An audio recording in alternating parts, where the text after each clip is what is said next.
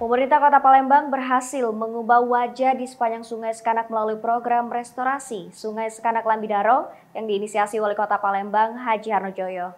Saat ini sungai yang dulunya hitam, berbau dan dipenuhi sampah, saat ini jauh lebih bersih.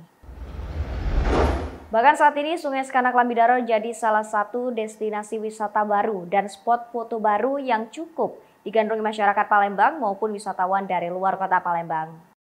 Hanya saja kecantikan Sungai Sekanak Lambidaro berbanding terbalik dengan kondisi Sungai Musi Palembang. Sungai yang membelah wilayah Palembang menjadi hulu dan hilir ini masih dipenuhi sampah dan eceng gondok.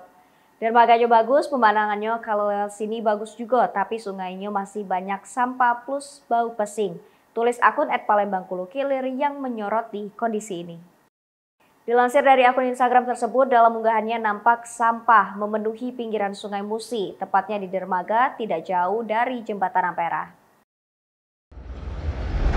Masyarakat nampaknya menuntut lebih kepada Wali Kota Palembang Haji Harnojoyo. Jangan hanya Sungai Sekanak Lambidaro saja yang direstorasi, namun Sungai Musi yang membelah kota ini juga harus mendapat perhatian pemerintah Kota Palembang agar dapat dinikmati warga lokal ataupun yang singgah dari luar kota.